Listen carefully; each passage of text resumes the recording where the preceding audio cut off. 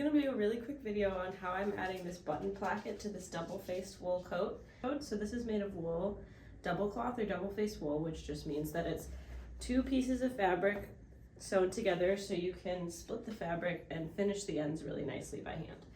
So what I'm gonna do is I'm gonna have all the buttons sewn here like normal, but then I'm gonna take this placket piece that I made, 2 centimeter seam allowance, folded the edges in, I'll show you how to do that.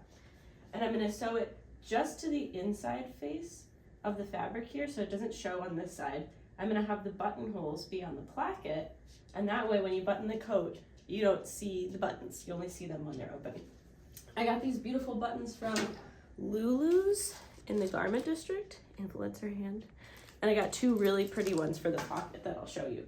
So I just want to document this process. I also still have to add buttons to the little sleeves here so that I can cinch them, and I added them to the top so that I can put this up and protect my neck when it's cold. So this is mostly just a coat to experiment with lots of different techniques I haven't done yet. I am gonna let the top button just be normal, so I'm gonna add a buttonhole here, and then I'll start the placket below that one. I also don't know if it's accurate to call this a placket. I couldn't find the key terms when I was trying to figure out how to make this. I just looked at other coats in the store and saw similar ones, so if you know what these are called, let me know. So I spaced my buttons out using the little squares on the fabric as a grid. I'm gonna do the first button with a normal buttonhole and the rest on the placket. And from center to center, they're like 4.5 inches apart. So I measured 4.5 inches apart on the placket, and then I'm gonna make the buttonholes on this now on my machine. I'll sew the buttons on after, so there's some margin for error there. And then I'll sew the placket on here. We're gonna do a quick practice buttonhole to make sure that my foot's working properly on the same fabric, and to make sure I have the measurement for how wide it's gonna be correct, so I know where to start. So let's do that. Okay, we have our scrap fabric in, the buttonhole foot. We have our button in the back so that the foot knows how big to make the opening. And then this is a Juki DX5. We're gonna set it to button, and then it just goes. Here's how it comes out, and then you have to make the opening with a seam ripper. So we're gonna measure the width, mark where it needs to start on here, and then do my buttonholes, come on camera, all the way down the placket. It's going. Not bothering to cut the threads in between because I would lose just as much thread cutting it each time, so that's a little bit of a hack there. I just keep pulling it to the next marking when it's done, doing its thing.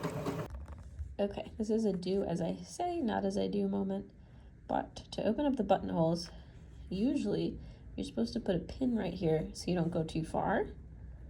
I don't do that because I like to live with a little risk, but you just take your, whatever this thing is called, seam ripper, and then go, I don't go all the way to the end because it'll open up more with time, but there you go. So I'm just gonna go down the line, open up all these buttonholes, and then we're gonna attach this little piece to the coat and move on to the next step.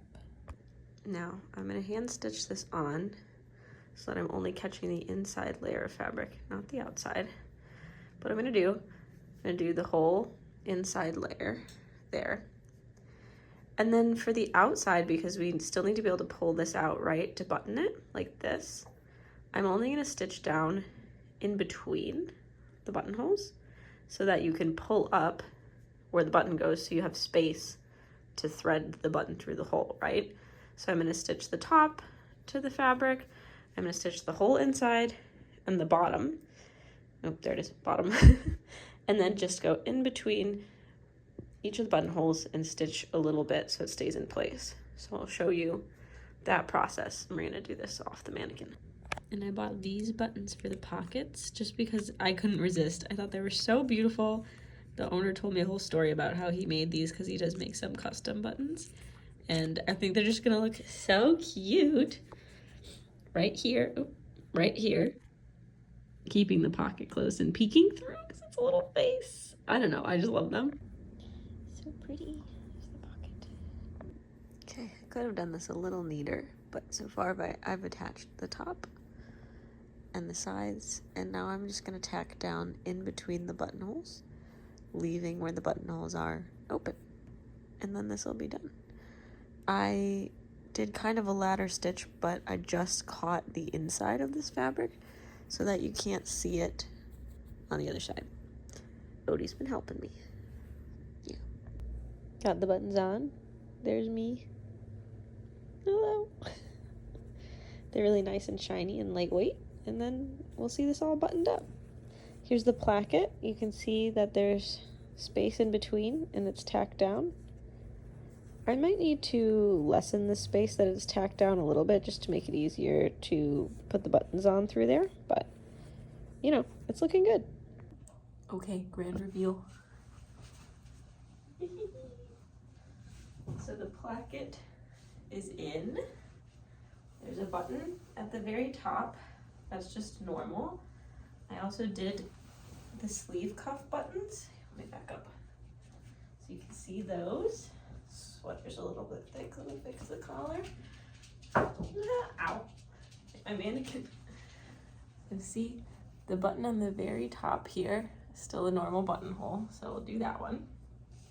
And then we have the buttons, but when you go to button it up,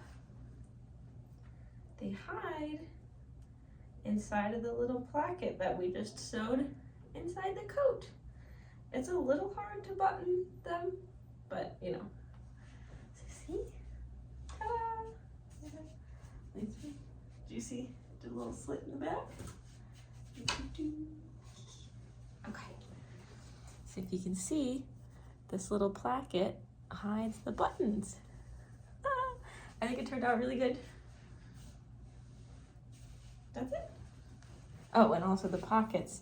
We have the beautiful little faces, and I can open those up and put my hands in there, and then I have the little sleeves. They get nicely cuffed now. Kind of looks like a barrel sleeve. Ta-da!